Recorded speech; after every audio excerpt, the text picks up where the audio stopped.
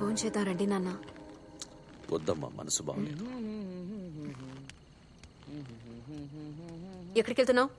నాన్న డిన్నర్కి వెళ్దామని. నాన్న అప్సెట్ గా ఉన్నారు, రానని చెప్పారు. నేను పిలిస్తే వస్తారులే. నేను పిలిస్తేనే రాలేదు. ఇలా పిలిస్తే ఎవరు వస్తారు? నువ్వు పో, నేను తీసుకొస్తా. నాన్న భోంచేద్దాం రండి. ఆకలిగా లేదురా. ఏం నాన్న, మనసులో ఏదైనా బాధ ఉంటే ఎవరితోనైనా షేర్ చేసుకోవాలి, అప్పుడే తగ్గుతుంది. ఏంటి ప్రాబ్లం చెప్పండి. ఏం లేదు, నువ్వు వెళ్ళు. ఒక కొడుక్కి తండ్రి మో చూస్తేనే తెలిసిపోతుంది ఏదో ప్రాబ్లం ఉంది. నేను మీ కొడుకునే కదా, చెప్పండి. అంతా మన ప్రజల గురించి. వాళ్ళు ఉండేదే కొండ మీద, కానీ జీవితాలన్నీ పాతాళంలో. రేపు కోర్టు తీర్పు వేరేలా వచ్చి కాంపన్సేషన్ కింద కొంత డబ్బు చేతులు పెట్టి పొమ్మంటే కుక్కకి రొట్టె ముక్క విసిరినట్టే. ఎక్కడికైనా వెళ్లి బతకండ్రా అని పంపించేస్తే వాళ్ళకి బతకడం తెలీదు శర్వా. చేపకి ఎరేసి నేల మీద పడేసినట్టు అవుతుంది. నేను తప్పకుండా వాళ్ళని కాపాడుతానన్న నమ్మకంతో ఉన్నారు. రేపేదైనా జరిగితే నేను ప్రాణాలతో ఉంటాను శర్వా. ఆపండి నాన్న, ఇప్పుడు ఎందుకన్నా పెద్ద మాటలు? ఇప్పుడేంటి, ఆ రిసార్ట్ ఈ ఊర్లోకి రాకూడదు. ఆ భూమి ఎలాగైనా ప్రజలకి చెందాలి, అంతేగా. వదిలేండి, నేను చూసుకుంటాను. ఇంతకంటే పెద్ద క్రిమినల్స్ని గోవాలో చూసా. మీరండి, భోజనానికి వెళ్దాం. వద్దు, నువ్వు పో, వెళ్ళు. నాన్న, అక్కతో మిమ్మల్ని భోజనానికి తీసుకొస్తారని చాలా బిల్డప్ ఇచ్చాను. అసలే తను నన్ను పట్టించుకోదు. ఇప్పుడు మీరు రాలేదనుకోండి, కాండ్ర ఇచ్చిన మొహం మీద ఉమ్మేస్తుంది. రండి నాన్న, భోంచేద్దాం.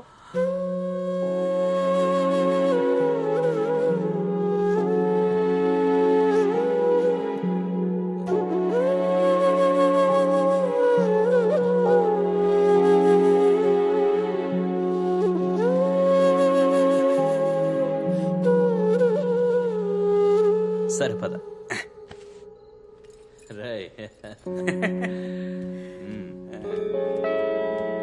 ఎవరో నాన్న రాడని చెప్పారు. నాన్న రెడీ, భోజనం రెడీయా?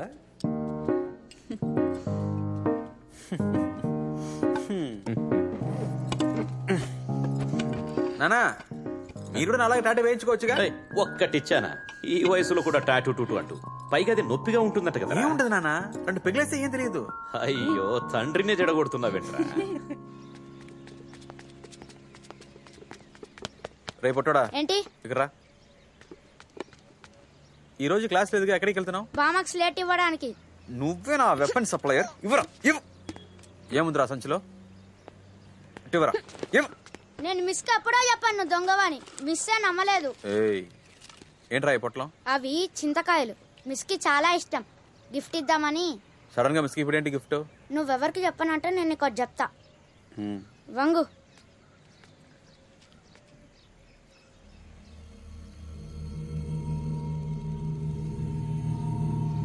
అమ్మా,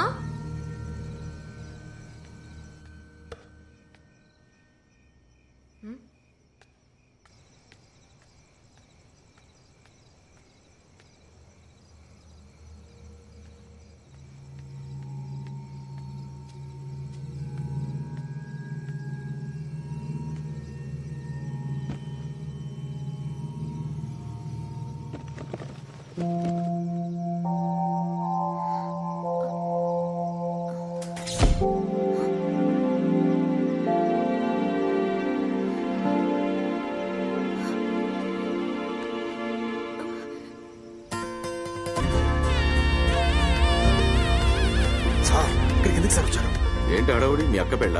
అక్క బర్త్డే సార్. తాగొచ్చారా? స్మెల్ వస్తుందా? ఒక స్మాల్. నమస్కారం సార్. నమస్తే. మిమ్మల్ని కలవడానికి వచ్చా. అలాగా, నువ్వు వెళ్ళు బాబు, నేను చూసుకుంటాను. రండి రండి సార్.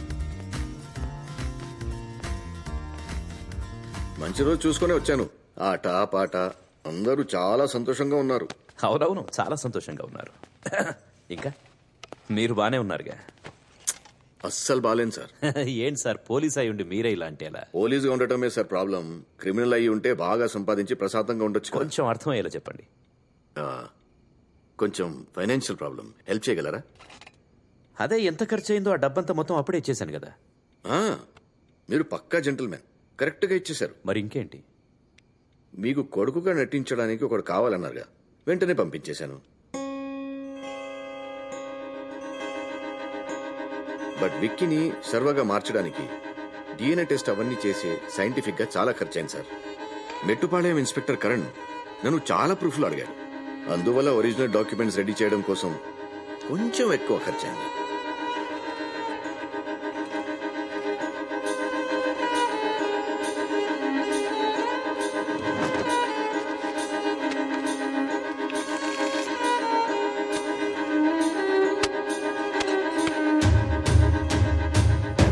మళ్ళీ ఇలా వచ్చి అడగవననుకుంటున్నాను. ఇంకోసారి ఈ విధంగా లుచ్చగాడిలా ప్రవర్తించావు. అలా చెయ్యవు.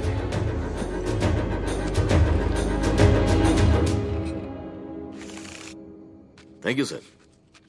సార్, మిమ్మల్ని ఒకటి అడగాలనుకుంటున్నాను. మీ ఒరిజినల్ కొడుకు తిరిగి వస్తే అప్పుడేం చేస్తారు? వచ్చేవాడైతే ఎప్పుడో వచ్చేవాడు. 15 ఏళ్ళు గడిచిపోయాయి, ఇంకేం వస్తాడు? Thank you sir.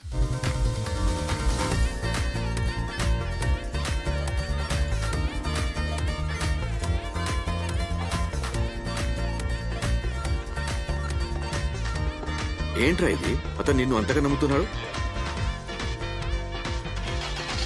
నేను చెప్పింది గుర్తుందిగా? వెళ్ళొస్తా. మళ్ళీ రాకండి, నేనే వస్తాను. వెళ్ళండి సార్.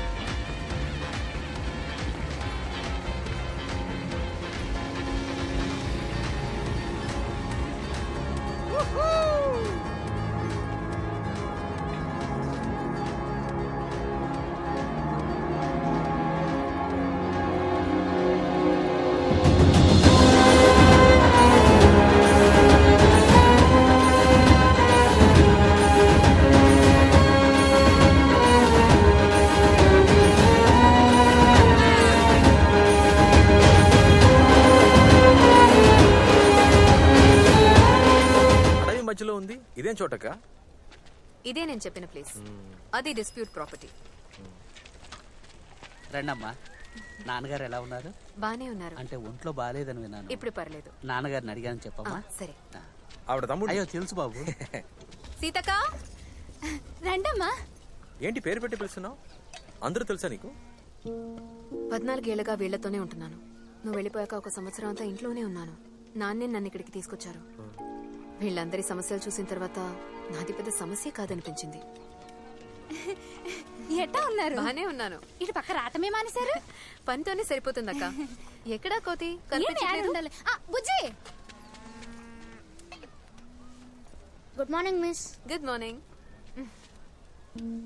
ఇదే నీ ఊరారా? అవునరా. ఇట్టకి ఎవరికి మర్యాద ఇయ్యడమ్మా.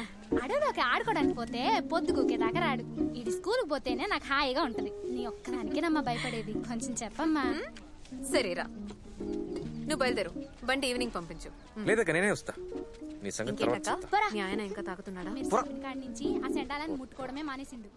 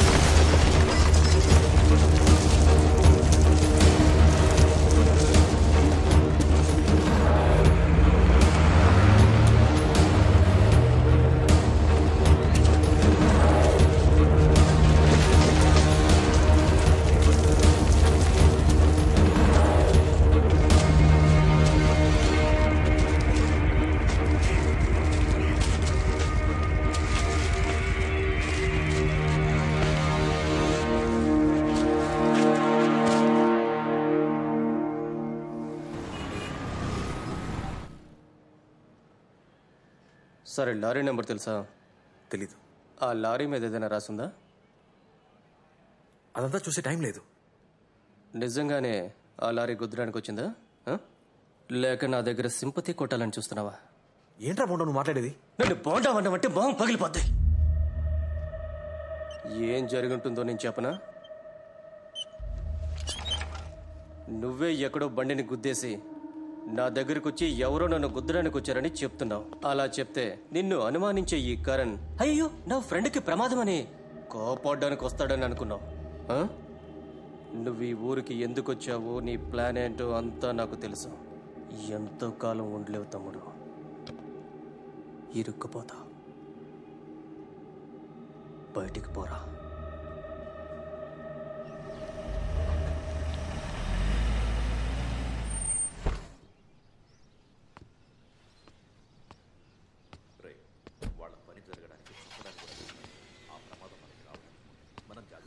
సర్వా, నీకేం కాలేదు కదా? నాకు చాలా ఏం లేదమ్మా, చిన్న దెబ్బలే. ఆ రిసార్టోడికి బలుపు ఎక్కువైంది శర్వా. ఇంతవరకు ఊర్లో సమస్యలు సృష్టించాడు, ఇప్పుడు కుటుంబంలో కూడా వాడి మొహం వాడేం చేస్తాడు? లేదు శర్వా, ఎవడో వచ్చి నా కొడుకు మీద చెయ్యేసిన తర్వాత కూడా వదిలేస్తే ప్రజలకి మన మీద నమ్మకం పోతుంది. చూడు శర్వా, నీకేమనిపిస్తే చెయ్యి. నాన్న, ఏం మాట్లాడుతున్నారు? సర్వాకి మీ రాజకీయాలు వద్దు. ఇవన్నీ రాజకీయాల్లో జరిగేవేనమ్మా. అక్క, మా నాన్న చూడని గొడవలా? వాటికి వేపడి ఊరికే ఇంట్లో కూర్చోను. వద్దంటే వద్దు. ఏం చేసినా మన కుటుంబం సంతోషం కోసమే కదమ్మా. నాన్న, అక్క, ఎందుకు టెన్షన్ అవుతున్నావు? నీకు అసలు ఏం తెలీదు. నువ్వు నోరుమోయ్. నాన్న, ఇక మీదట సర్వ దగ్గర రాజకీయాలు పార్టీ అంటూ ఏం మాట్లాడొద్దు. మీ వల్ల, మీ రాజకీయాల వల్ల తనకు ఏ ప్రమాదం జరగకూడదు. లోపలికి పో. పోమని చెప్తున్నాగా.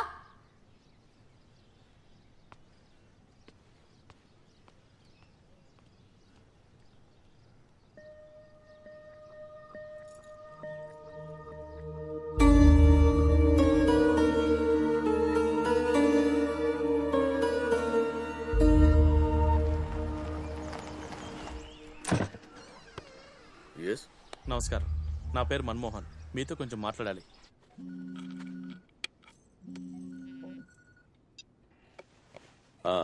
నమస్కారం సార్. మిమ్మల్ని కలవకూడదని మీరు నాకు చెప్పారు, కానీ నాకు ఇప్పుడు మిమ్మల్ని కలవాలనిపిస్తుంది. ఎక్కడ?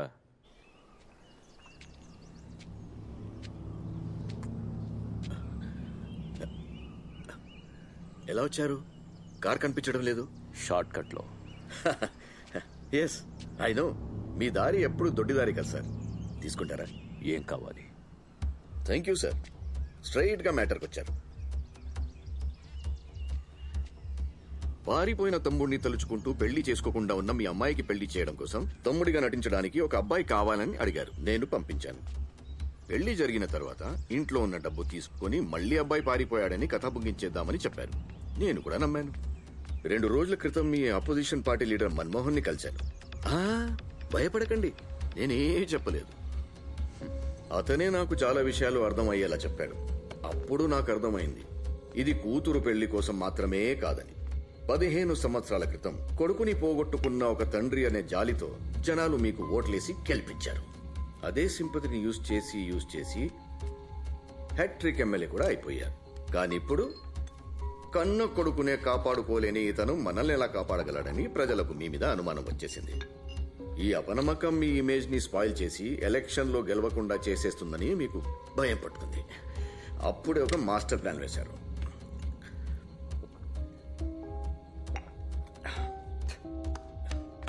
పారిపోయిన కొడుకు తిరిగి వచ్చేశాడు, రాజకీయ వారసుడు దొరికాడన్న సంతోషంలో జనాలు ఓట్లేస్తారు. మీరు ఎమ్మెల్యే అయిపోవచ్చు, అమ్మాయికి పెళ్లి కూడా చేసేయచ్చు. ఒకే దెబ్బకి 2 పిట్టలు. నేను మీకు ఎంత హెల్ప్ చేశాను కదా. ఎంత కావాలి?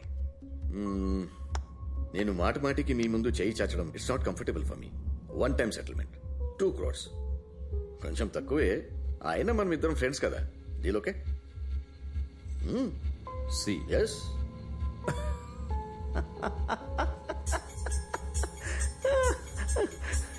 సి 2 లక్షలు ఇస్తాను, తీసుకుని వెళ్ళు.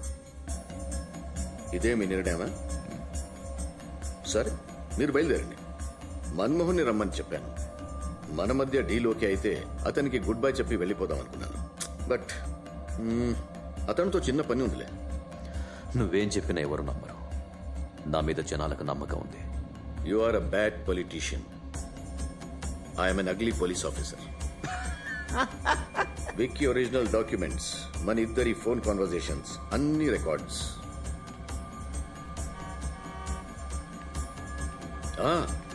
మన్మోహన్ వచ్చేశాడు, మీరు బయలుదేరండి. నీలాంటి రాజకీయ నాయకుడి ముందు వట్టి చేతులతో ఉండడానికి నేనేమైనా మూర్ఖుడినా?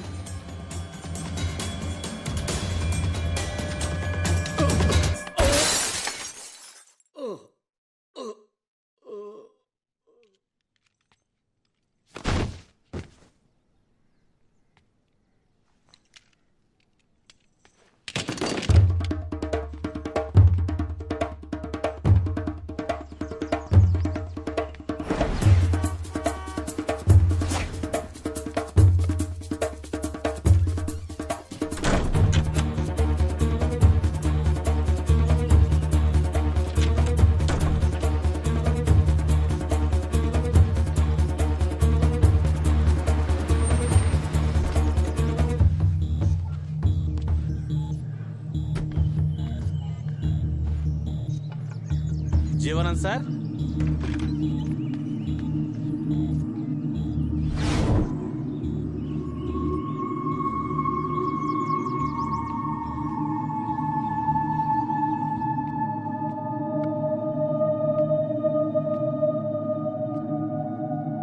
జీవనం సార్.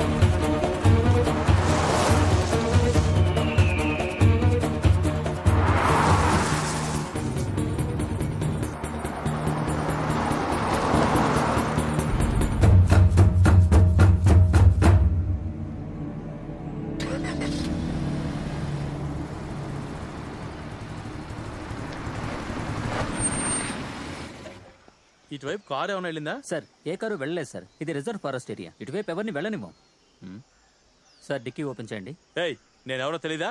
సీసీటీవీ కెమెరా ఉంది సార్, ఎవరినైనా సరే చెక్ చేసి పంపించాలి. కోఆపరేట్ చేయండి. పోయి చూడు.